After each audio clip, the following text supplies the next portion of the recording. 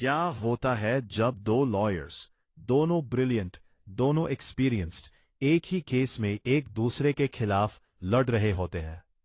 एक कहता है ये गिल्टी है, दूसरा कहता है ये इनोसेंट है, और सच कहीं बीच में दबा हुआ है।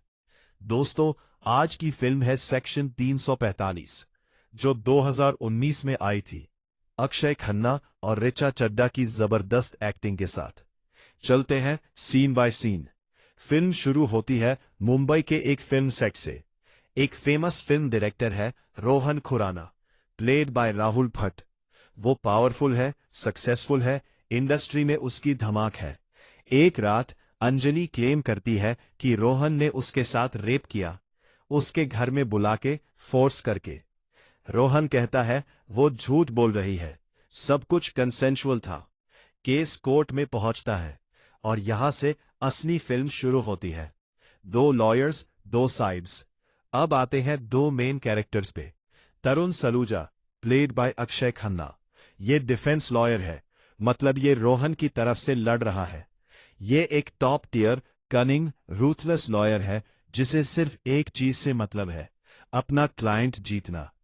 हीराल गांधी, प्लेड बाय ऋचा चड्ढा, ये पब्लिक प्रोसिक्यूटर है, मतलब ये अंजलि की तरफ से, स्टेट की तरफ से लड़ रही है। वो बिलीव करती है अंजलि को, वो चाहती है रोहन को सजा मिले। और इन्हीं दोनों के बीच ये पूरी फिल्म चलती है।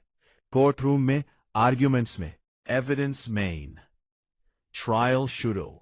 अंजलि का साइड। अंजलि कोर्ट में अपनी कहानी सुनाती है, रो रो के।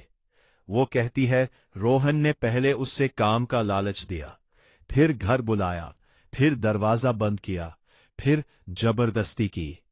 उसके पास मेडिकल एविडेंस है, डॉक्टर की रिपोर्ट है, उसके कपड़ों पे मार्क्स हैं। हिरल गांधी ये सब प्रेजेंट करती है और कहती है ये आदमी गिल्टी है, इन्हें सजा मिलनी चाहिए।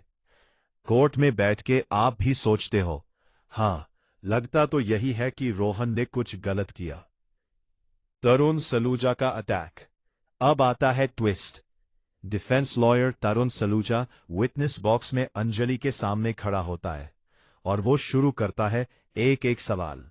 आप पहले भी रोहन के घर गई थी? अंजलि, हाँ। अकेले? अपनी मर्जी से? हाँ, लेकिन आपने पहले भी लेट नाइट सेट्स पे काम किया है? हाँ।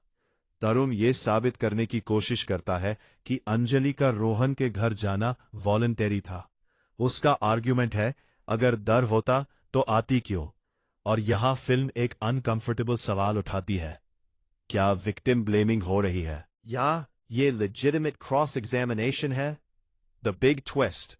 फिल्म का सबसे पावरफुल सीन अब आता है। तरुण सलूजा, जो रोहन को बचाने की पूरी कोशिश कर रहा है, एक रात अपनी जूनियर लॉयर से बात करता है।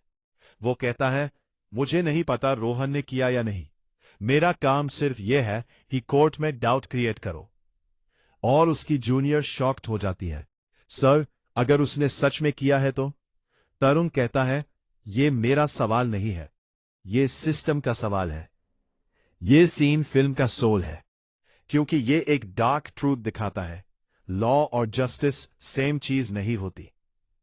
वर्डिक्ट।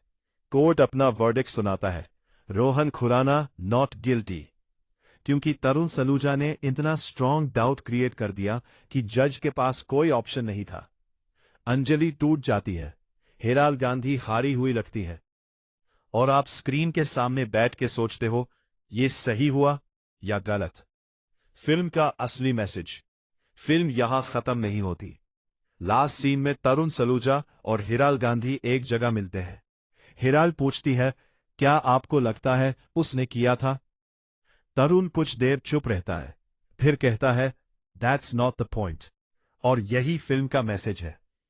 इंडिया में रेप केसेस में कन्विक्शन रेट सिर्फ 27% है, मतलब 73% केसेस में अक्यूज छूट जाता है। या इसलिए कि सिस्टम वीक है? फिल्म दोनों सवाल उठाती है, बिना किसी का साथ लिए।